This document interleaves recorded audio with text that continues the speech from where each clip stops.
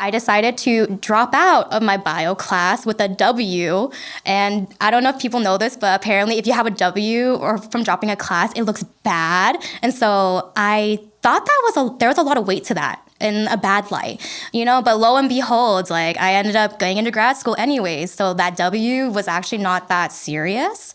It's just in that time frame of my life, it felt very serious. Mm-hmm. And so I wanted to be very honest and say, I experienced failures. That was my first time experiencing an academic failure in my life. And so that was, kind of a turning point where I decided, what should I do now? What can I do? And so I started really focusing on my mental health, and I took a class under the occupational therapy school, which was the start of everything. I started learning and applying strategies to my life on how to improve my lifestyle, and it worked. I figured out how my mind works. I figured out ways to make myself thrive, and I realized that you can learn coping strategies. It may not come naturally, but there are ways to always find things that work for you. And that inspired me to want to pursue the career that I chose. Hey, welcome back to My Perfect Path. For those of you who are new, I'm your host, Daniel Koo, and I welcome you to Season 2. For me, at large pivotal moments of my life, such as applying to new colleges, applying to new jobs, or determining what next career move is right for me, I spent time researching and finding mentorship to determine what was the best path for me. I knew that this struggle was not isolated to me. Everyone struggles with this simply because we cannot predict the future. However, I found something that is second best to predicting the future. It's learning from those ahead of our career and from those who've seen more and experienced more. After all, there are not that many problems that have not been solved yet. If you've ever felt unsure about your next career move, you're in the right place.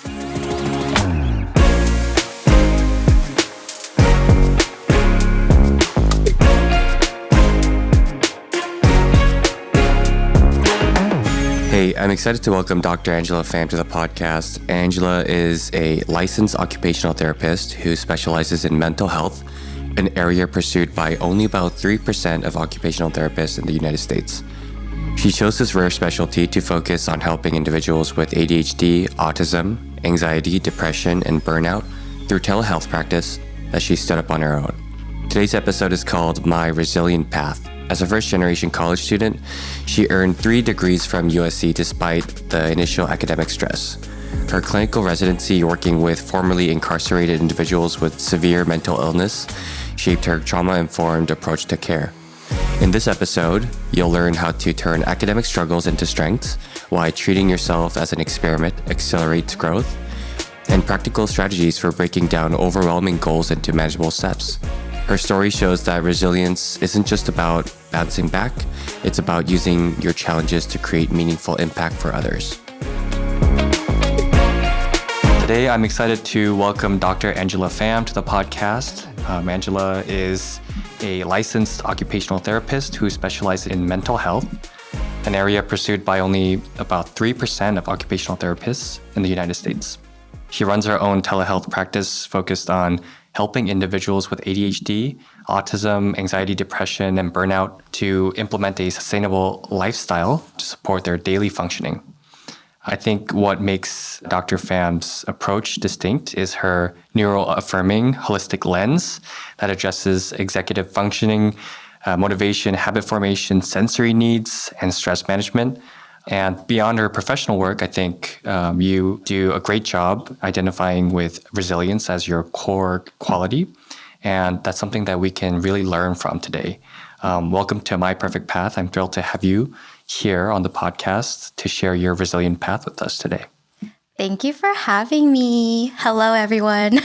As my first question, I want to ask you, your telehealth practice focuses on helping clients with ADHD, autism, and anxiety and burnout. What made you choose this very specific niche within occupational therapy? Yeah, so in general, mental health within occupational therapy is already a niche in itself. And so my areas of expertise, which you just listed, is kind of a more specific diagnosis type of approach for people to resonate with me and whether or not they want to work with me. But in general, Being a mental health occupational therapist means that I basically help people get back to doing the things that they need to do or have to do. And my approach is basically through lifestyle behavioral changes. So anyone who needs a lifestyle or behavioral change could benefit from occupational therapy. I think last time we talked about, if you want to work out, but you haven't been doing that for a while, and you feel like it's kind of debilitating in a way where you really do want to do it, but you don't, or maybe it's cleaning your room. Are those things also something that you cover? Yes. So that is a part of lifestyle management, right? And I think the example that I gave to you regarding working out more is breaking down the steps into an easy step as possible. And I think I told you, for example, setting aside workout shoes or workout clothes the night before or maybe hours before you plan on doing it will help alert you and cue you to reminding you, oh, my workout clothes are out on my bed. That means I wanted to work out. It's already there, so I might as well try and work out. So those are all cues, occupational therapy strategies that would motivate people, or at least motivate them a little bit more into wanting to complete that task. I guess that's just a part of what you do, right? Mm-hmm. So we'll get into some of the tips and tricks on how to achieve your goals and things like that as well. Mm-hmm. But right now, what is kind of like the state of your career? What have you been doing before, and what is kind of like something that you're working on right now? Yes. So right now, I started a private practice where I am the sole practitioner for my practice, and it's kind of touching upon what you mentioned when you introduced me. I work with clients who need to make lifestyle behavioral changes, and these clients can have ADHD, autism, anxiety, burnout, stress management in general. But what inspired me to want to start my own practice was actually my experience from my former job, where I was working with clients kind of in the same population, and they worked with people across the lifespan. So I was working with college students who needed better studying habits to prepare for midterms or finals. I was working with working professionals who needed to manage work and life at home. I was also working with executives who needed better time management and work prioritization strategies, which I was also able to apply as an occupational therapist using my lens. And retirees who were balancing more of a life transitions and how to prioritize leisure, and leisure being productive as well. So my experience from that job gave me the confidence to want to try and start my own thing. So it seems like you've already had a very wide range of clients that enabled you to kind of gain the confidence to make your own practice. Mm-hmm. Is it pretty common to make your own practice in your field, or is it a very difficult thing to kind of stand up? Yeah, I love that question because, as mentioned earlier, so mental health OT is already a niche, right? So I think mental health OTs starting their own practice is kind of a more rare thing to see right now. But on the flip side, OTs in general, OTs being occupational therapists, they do have their own practices. It's just more of a group setting, and group practice, as in other disciplines are also in that company with them. And they are more in the traditional settings. So what traditional OT normally looks like. Tell us about how you spend your day. I just want to know what your day-to-day looks like. Mm-hmm. Do you have a lot of control over your time? Mm-hmm. Do you work remotely and things like that to kind of highlight the benefits of this career and this path? Yeah. So I'm glad you asked that, because I think right now in my current stage of working on my business, as I last mentioned to you when we saw each other, I was wrapping up the back end stuff of my business. Back end being the legal stuff, getting a business license, malpractice insurance, the software that I want to use for my business. And now that I'm more public now, so I finished having a website. I'm more focused on the marketing aspect, and that looks like adding myself onto directories, psychology directories. Mm-hmm. And maybe people are more familiar with one of them being Psychology Today. When you Google search therapist near me, usually a directory will pop up for you to find therapists on it. So now I'm more focused on the marketing aspect while also juggling a caseload being the clients that I'm seeing right now. So currently, there's a lot on your plate because you have to stand up your own business, you have to do your own marketing, all the quote unquote boring stuff with the legal, making sure you have insurance and everything. Do you enjoy that right now, or do you feel like it's it's a big lift? I think lots of mixed emotions. Mixed emotions because this is the first time I'm doing this, so I feel very new and I feel like there is no one direction to go. And I don't have all the answers. So I'm kind of riding the wave of feeling like kind of ambiguous territory while also trying to do a lot of research. So I feel mixed emotions of like some confidence on some days, some uncertainty on other days. And I think in general, I am enjoying it though, because I am learning something new. And I think I embody growth mindset a lot, where I try to improve in certain areas for my personal development. And I've always wanted to own a business. So I'm more interested in seeing where this goes and hopeful. I'm hopeful that I'll get a lot out of this and we'll see what happens. Yeah, I really like that attitude. Obviously, myself, I'm really interested in growth mindset as well. This whole journey with the podcast is, trying to find my own path as well, as well as learning from others. The episode title today is named My Resilient Path. And I want to ask you why you chose the word resilient. Yes. So I chose the word resilient because I think it really represents all the challenges I faced to get to where I am at now. And that can stem as far back as childhood upbringing to pivotal decisions and pathways in my life, like through college, grad school, and even now where I chose to start my own practice. Let's get into that a little bit. Could you tell us about your childhood, how you grew up, and maybe if there were some obstacles or challenges, what those were?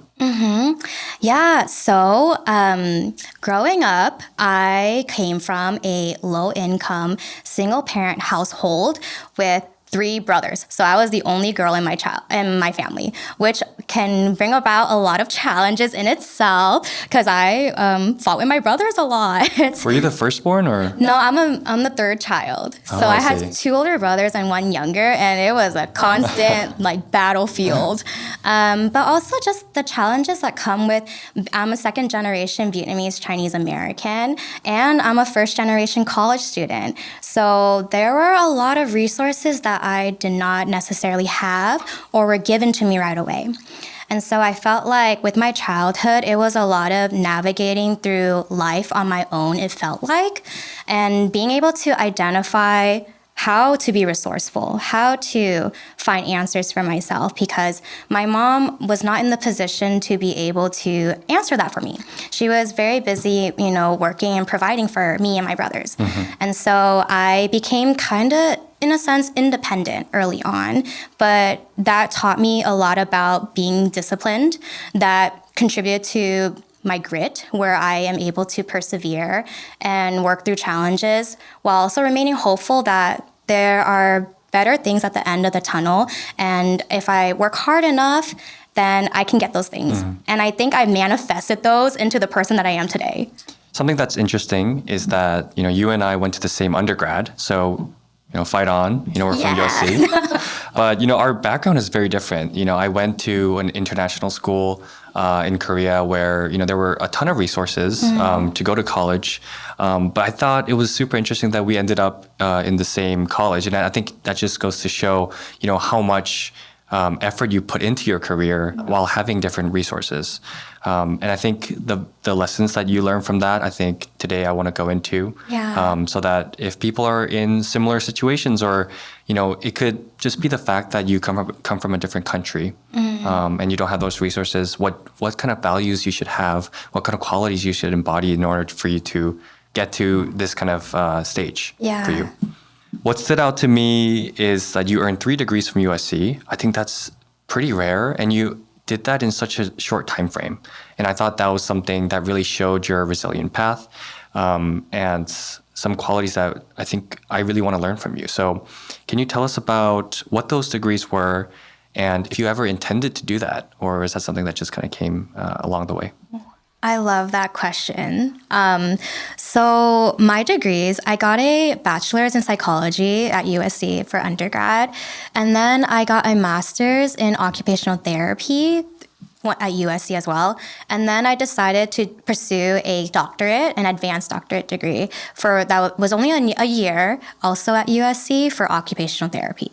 And I was not I didn't come into USC thinking I was going to get 3 degrees from the school. If anything, I want to be quite honest and say despite performing really well in high school and being a high achieving student, I struggled a lot in my first year at USC. I came in as a spring admit, which means I started school in January. So I already felt kind of behind when I first started. And I came in as a pre-med, a student, thinking I was trying to aim for med school.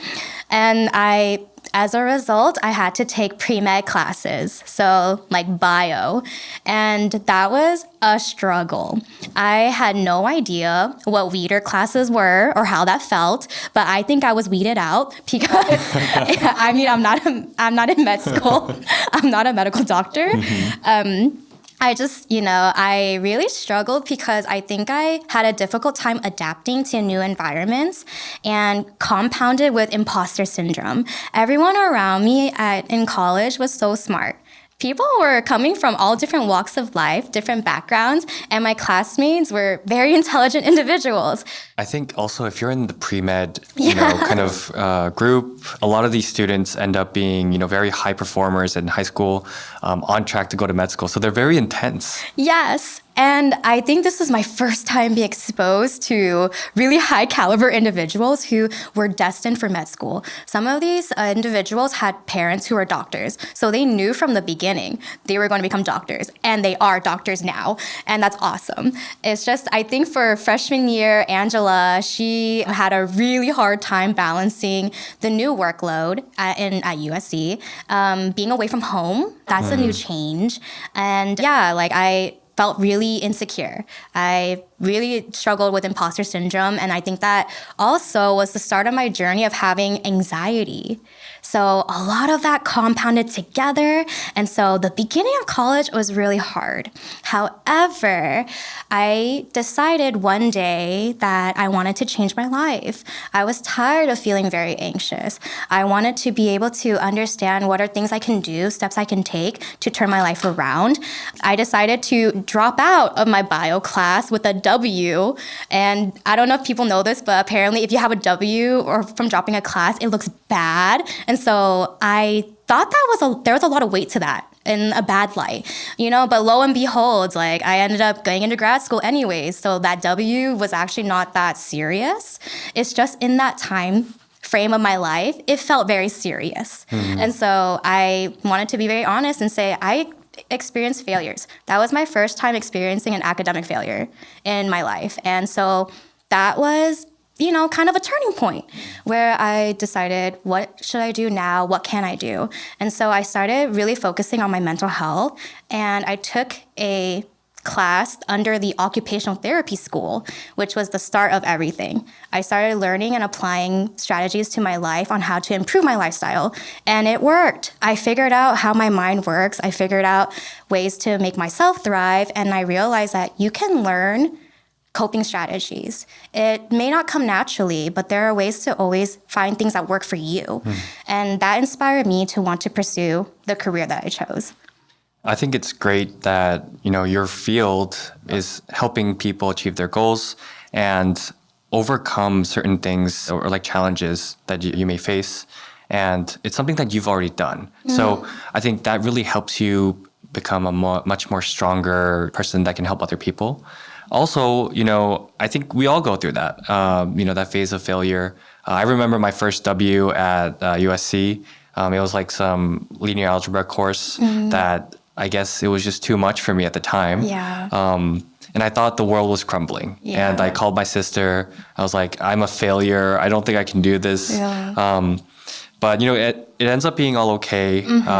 And I learned a lot then and there as well. At the time, my sister was like, GPA is forever. So you better, get your crap together. Yeah. But also that it's going to be okay at the same time. Like it's, you have to pay attention, but, it's not the end of the world. Yeah. To me, it seems like you really fast-tracked the degrees that you got. Oh, yes. considering that you're still very young and you're able to start your own practice, it's very intense. I want to talk about maybe your former residency as well, and how you were able to kind of continue your kind of success throughout that company or that firm, and to be able to create your own firm as well. So yes, I guess my path is more traditional within OT. Occupational therapy grad programs are typically 2 years, and I chose to get a doctorate for another 1 year, but it was only because I had my master's at USC. So it was advanced in a way. I already had some credits that were able to be transferable. And during my doctorate year, we are required to do a clinical residency. And this residency typically is supposed to kind of be a specialization, if you would like to make that a specialization. And so throughout grad school, I had a lot of internships that were in mental health, and that made me really reconsider what setting I wanted to work in. Originally, I came into OT school thinking I was going to work with children with developmental delays or disabilities. And however, because of my internships, I started learning more about how OT looks like in mental health. And so that influenced me to do a mental health residency. And honestly, the residency changed my life because I was working with formerly incarcerated individuals with severe mental illness, like schizophrenia. And seeing how OT was able to change their lives, I think a lot of my clinical experiences early on were really shaped and formed through this residency. And that experience landed me my next job, which was the job where I worked in the outpatient mental health clinic specializing in ADHD, autism, neurodivergent individuals, and being able to get all my experiences across a lifespan at that job. So my residency allowed me to get the job that I had, which inspired me to start my private practice.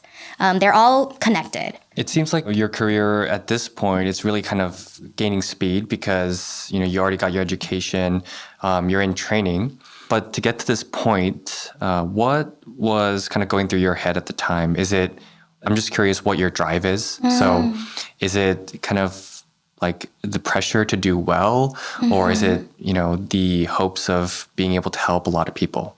Yeah, it's a mix of both, because at this point in my life, I would say my prefrontal cortex, like my frontal lobe, has been almost nearing development. And I realized that has been developing once I started realizing that I'm able to gain perspectives and think about other people's perspectives more. Then I started realizing that, to me, success feels like alignment of my personal values into my everyday life, including my professional life. And so I value that growth mindset. I value self-development. I really feel, I think I'm an empathetic person, so I really resonate with people and their experiences. And I would say connecting with people is not a hard thing for me to do. And so mental health, I already knew that was a calling of mine at this point. And so choosing this career or choosing this specialty and specifically starting my own private practice is because I believe in myself and I know that I can help people achieve the goals that they want to do. Let's kind of double click into what you just said about your calling. When did you realize that? And if someone wants to find their own calling, like what's like an advice that you can give? So I'll answer the first part. I got to the point where I am at now because of all the self-reflection that I was forced to do when I started reconciling the reality that I have anxiety in college. That is a part of me, and I've come to accept that. However, it took a lot of self-reflection. It took a lot of sitting with myself and being at peace with myself. And that was my college years. In grad school, I started to feel more comfortable with my skin, my identity. And I started being more comfortable with the uncomfortable. Sitting with, yes, I have anxiety, but I also want to do this. I also can do that. And so grad school was when I felt like I was finally the person who I am. I feel very comfortable in my skin. And so grad school was more so the gaining experience now that I have reached that stage. And then now, present day, I know exactly who I am. And I feel like that's because it was credited to years of self-reflection. I think that's pretty rare for people to do at that age. I'm still figuring out who I am. Is there like a certain practice that you did? Like, is this something that you learned during occupational therapy, or how did you get about like doing that? Are you sitting in your room like writing something down? I'm curious. Yes, no, great question, because it looks different for every person. Some people love meditation. Mindfulness meditation is a huge thing for some people, but some people cannot meditate and it's not their cup of tea, which is totally fine. And then there are other methods, such as journaling is one. For me personally, it's a lot of, I call it daydreaming. It's kind of meditation in a way, but I like to positively imagine a future that I can see myself in, or I like to hope for myself and believe in things for myself, and also being comfortable with being in my head. So I have a lot of internal dialogue conversations with myself and getting to know myself, which meditation is more so of the sitting with how you feel and acknowledging that it's happening. So that's kind of why I prefer the daydreaming route, where I'm entertaining my thoughts and being okay with, once again, the unsettling feeling of anxiety or uncertainty. So there are different ways to reflect. There are different ways to ponder, in a sense. And the thing is, it takes a lot of time, because you can't just have, well, some people can. You can't just have a one moment aha, and suddenly inspiration and motivation hits you all at once. Self-actualized now. But it takes some time to also build that courage, like build the diligence and build the momentum to enact change, I think. So kind of going back to your career track, when you went to Spectrum Psych LA, what were some of the things that you learned there, or some of the unexpected challenges that you faced by working in a firm with all other people? Yes. So lots of great experiences that I have with Spectrum Psych LA. I learned first, it was my not first time experiencing working on a team, because technically everywhere in my mental health experiences, there was a clinical behavioral health team. But with Spectrum Psych in particular, it was because it was my first time in an outpatient mental health setting that was more traditional mental health, meaning I was their second OT ever to be at the company. Oh, wow. And the first one was actually a former professor of mine from my grad program. Oh, okay. Yeah, so the connections, I guess, was real, the Trojan connection, but also I think my residency prepared me for that job. And Spectrum Psych taught me a lot. It gave me the experiences to work with, like I said, different types of people, different populations, and it allowed me to also experience telehealth as a platform. And I think all of those skills equipped me for wanting me to start my own practice. I also want to ask you, what was the process for you to apply to, a firm in the world of OT, and, how important connections are? For example, in tech companies, we do have a referral program that will at least get the recruiters to look at your resume, because, it's online application. There's, tens of thousands of applications. Yeah. That's one way to make it stand out a little bit. Is there a similar kind of process for you guys, or is it kind of word of mouth, referrals? So referrals would be more word of mouth, but I think in specifics to Spectrum Psych LA, I think they were looking for someone who had a doctorate. And I think out of the applicants, only a few had a doctorate degree. And I think I was the only one from USC, and I was the only one who happened to know the OT working there, my former professor, because she remembered my name, and I think she also remembered how I looked. So because it was a virtual class, and so she decided to, I think, look me up, and I guess that connection was basically a bridge for me, and I was able to get the interview because there was a connection there. Within OT, I don't know if necessarily it's hard to get a job. as an OT, because I think OTs are high in demand right now, actually, within the workforce. But I think to get a job that's highly coveted or a job that you really want, then connections and referrals do matter. Yeah, I can really relate to that. I think, even in the tech space, with a referral, there's a high chance that you'll at least get an interview or at least be given a chance to even show your skills. So maybe we can talk a little bit about, standing out and being, maybe go into why that professor might have looked at you. Were there any qualities that you were able to showcase during your class, or what do you think is the reason that that person chose you? So I think, during my grad program, I did do an extracurricular that my professor was in charge of. So she may have also remembered me more because of the extracurricular that I did. However, I'm leaning more towards that. I think I was able to get an interview because I was a USC alum and I had a doctorate degree. And I think with out of the OT programs, I think USC has a really strong mental health focus on theories and that foundation. I think you can safely assume that if someone comes from a USC OT program, they are pretty well equipped to do mental health. And so I think my professor decided to give me an interview because of that bet. The odds were in my favor. And the interview went really well, and maybe that's also different reasons for why. So it seems like there's, many factors that go into this, and, having connections is pretty important, doing well in those classes, obviously, and potentially, standing out by doing extracurriculars, that's going to help you a lot.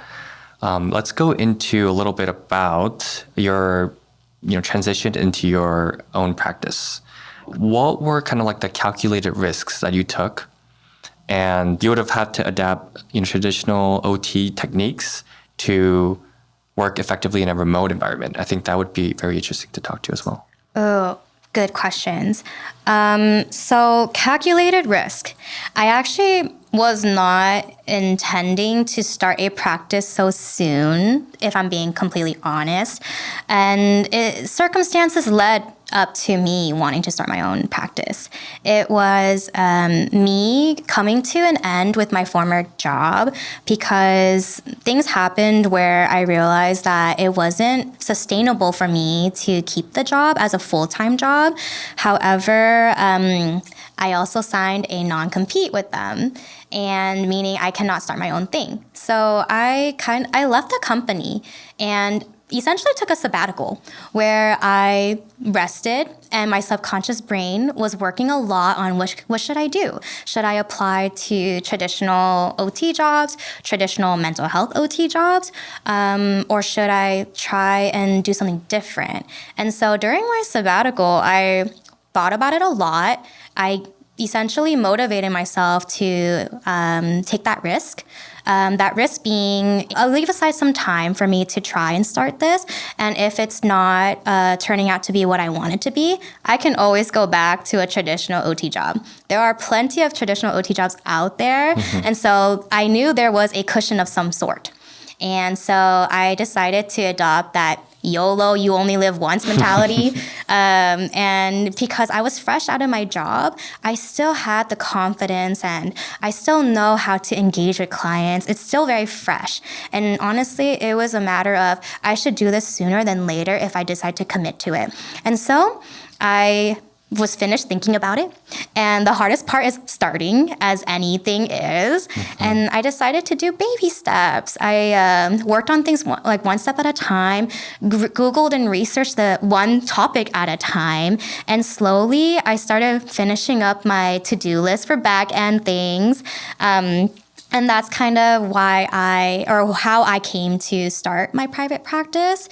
It wasn't intentional. It was more so the universe kind of created this path for me, and I decided to answer and be okay with what happens at the end. I don't know for sure 100%, am I going to keep this in the future, or is it going to be what I want it to be? But so far I'm enjoying it, and things are going pretty well right now. I think you approached this in a very safe way. You knew what the risks were, you knew what to go back into, you knew what what the advantages of like taking this risk is. And I really like that you do your due diligence. And I think that's very important for people taking risks. Sometimes if you have an idea, you just go for it. In the tech space, you tend to do that. You have an idea, you just go and make it. But I really like the approach that you're taking. It feels very safe for what it is. And I think that's something we can learn as well. Oh, that's so interesting. Wait, I'll add one more thing, is that I think it's interesting how you perceive it as safe, because I have moments where I freak out and I'm wondering, am I doing the right thing?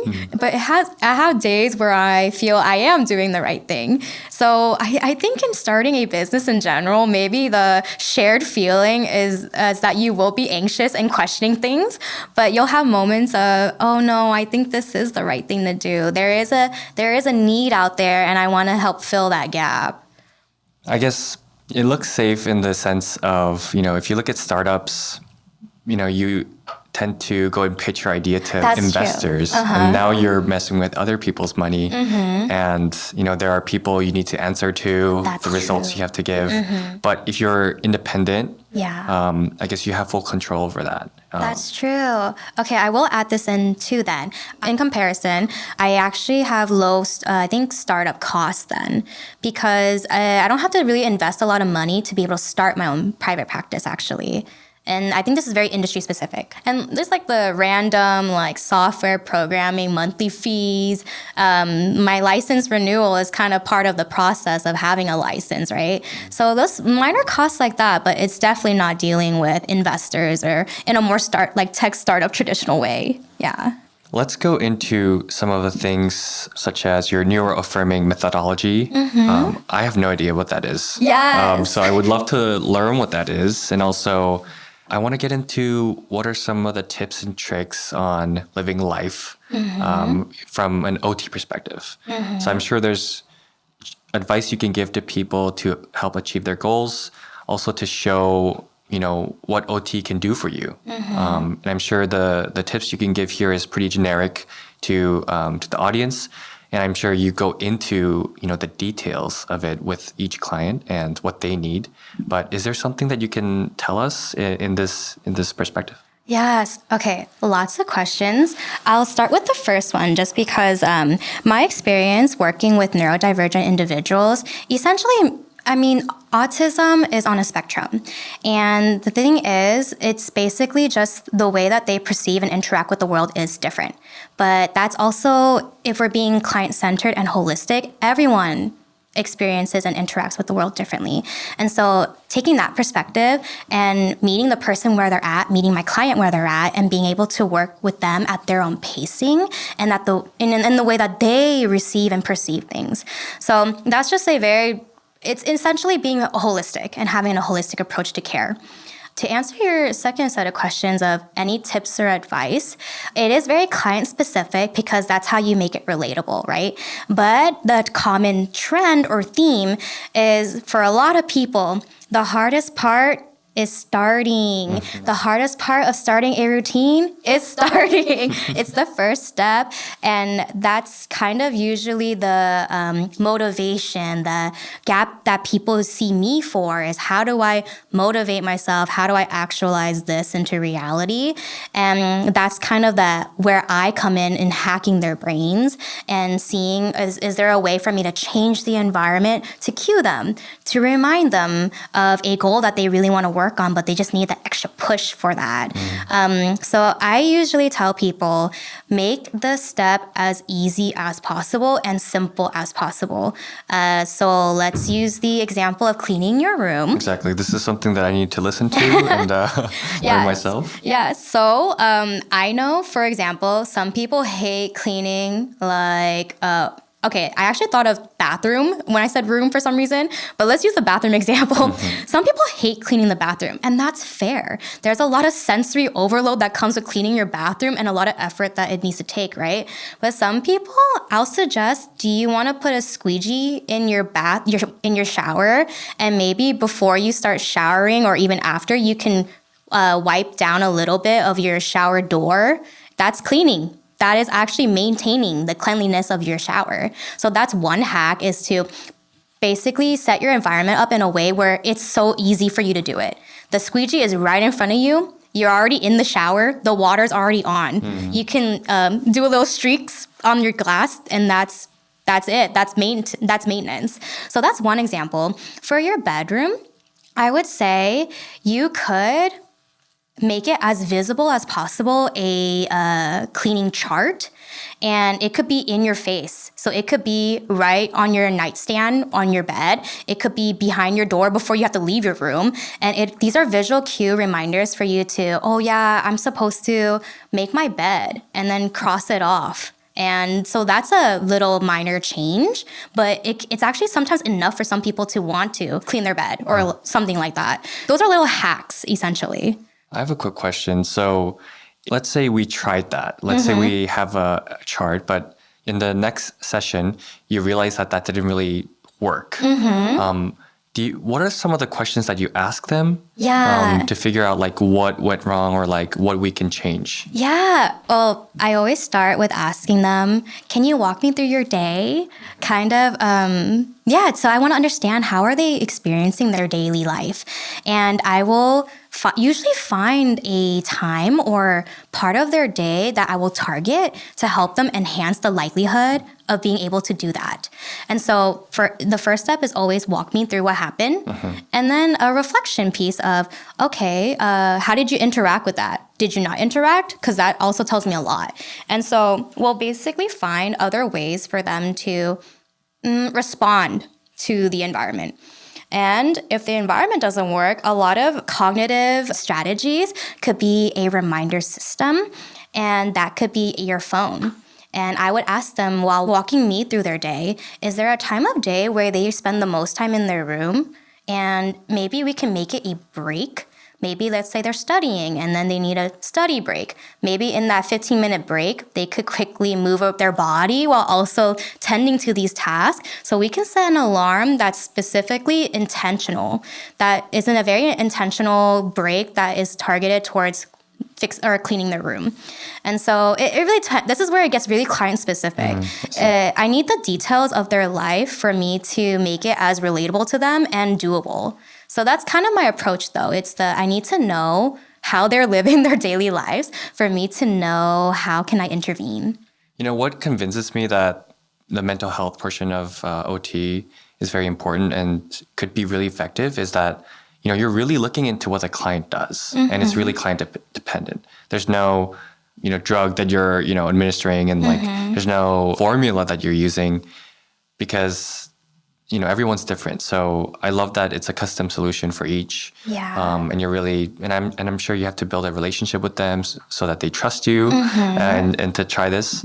For the clients, are they usually just coming to you personally, or are they could it also be like parents trying to get their kids to do something? Yes. So I work with clients across the lifespan. So if parents have come to me and it's because they are finding it difficult for their children to be able to do some of these more independent activities, like juggling responsibilities and even time management with making sure they get homework done on time while also living a fulfilling lifestyle. And so even if parents come to me, at the end of the day, my client is the child. And I want to know the child. And I will always have the relationship with the child. However, the parent will get some updates here and there. And for adults, it's the balancing of usually work and life. Or if work is consuming their life, it's can I help you with work prioritization strategies then so that you are able to make time for life. And sometimes in the life space, it's a lot of errands or chores or tasks that they have to juggle. So maintaining afloat is, or people who struggle with balancing and staying afloat usually see me too because they want to essentially reclaim the life that they want. I think we have a sense of, how you're working and the people you deal with. And I want to know, now that you've told us how you work, and, previously we talked about how resilience is one of your core qualities. Is there something that you try to not teach, but influence your clients so that they can build resilience as well? Oh, yes. It's so I tell all my clients that this is an experiment.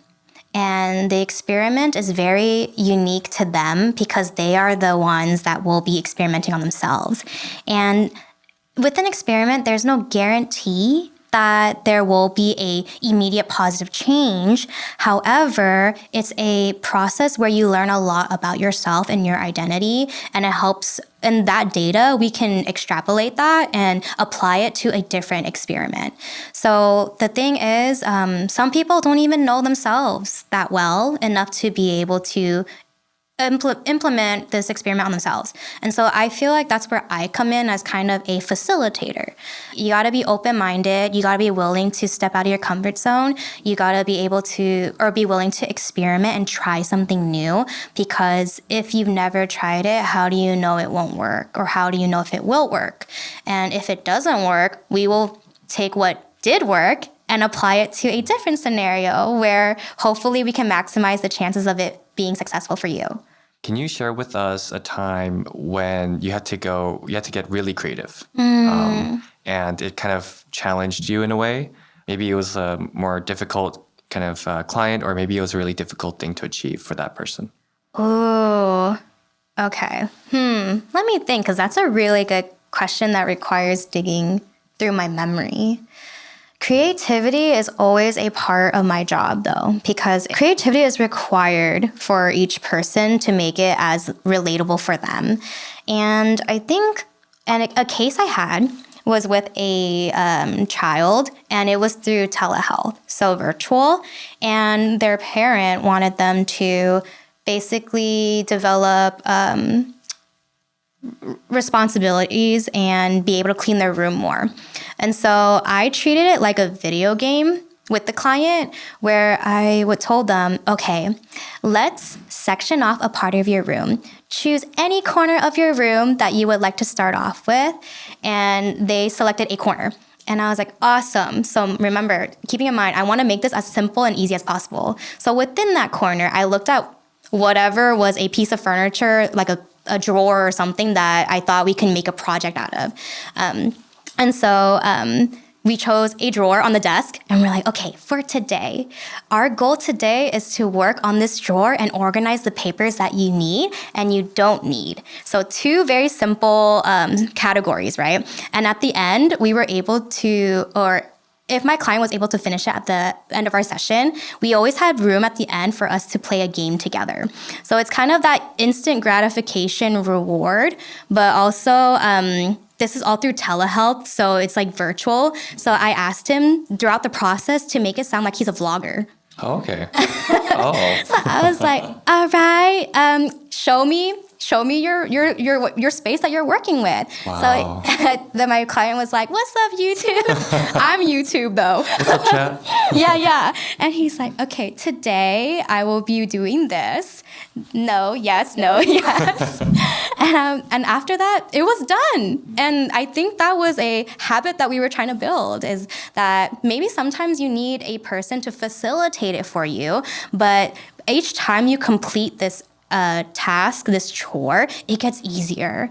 And the more your space becomes recognizable and manageable, it becomes easier to maintain. Mm-hmm. And so I was able to help elicit some of that motivation over time, but it did require a little bit of scaffolding in the beginning. Scaffolding because he needed, prompting, where I'm like, talk to me like I am your streamer. But that made it fun enough for him to want to do it. I think that really goes to show, your unique talents of, coming up with these solutions as well.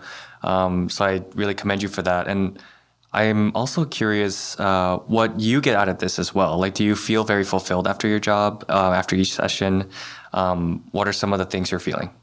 Yeah. Oh, no, I love it.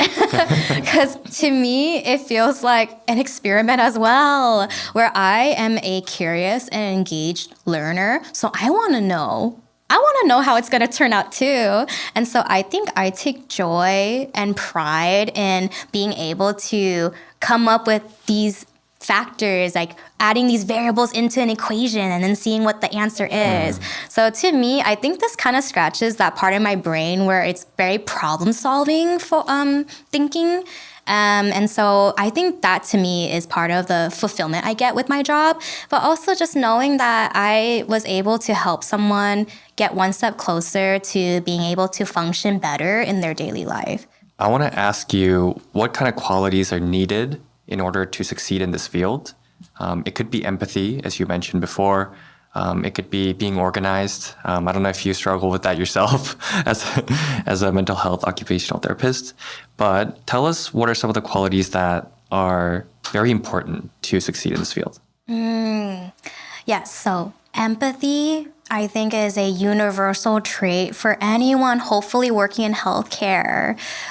Because when you're working with people, you want to be able to see things from their shoes and be able to talk to them like they're a person and not a product that you're working on. So empathy, I think problem solving is a skill that you can develop though. So you don't have to come into it already really good at problem solving and critical reasoning, but I think wanting to get better at developing the skill, being open-minded is a quality as well. I think the thing is, with this job, you can also grow into it. But I will say you need to be able to, I think, also have boundaries. So being confident in your boundary setting is a big one because you don't want to take work home. When you're spending all day working with people, it can be emotionally taxing.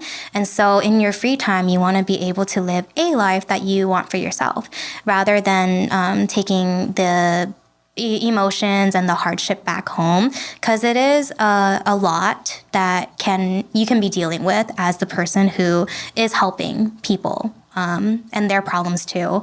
So I think boundary setting is a huge one for any healthcare employee. Even more so if you're in mental health, I think, because you need to be at some level of being okay in your own mental health to be helping people with their mental health. I can only imagine. Especially, you mentioned during your residency, you're talking to people who have, severe issues, something that may kind of exceed like normal limits. So I want to ask the flip side of that question, which is, to whom would you not recommend this career? Yes. Immediately in my head, I'm thinking people who are extremely introverted and do not want to communicate with people.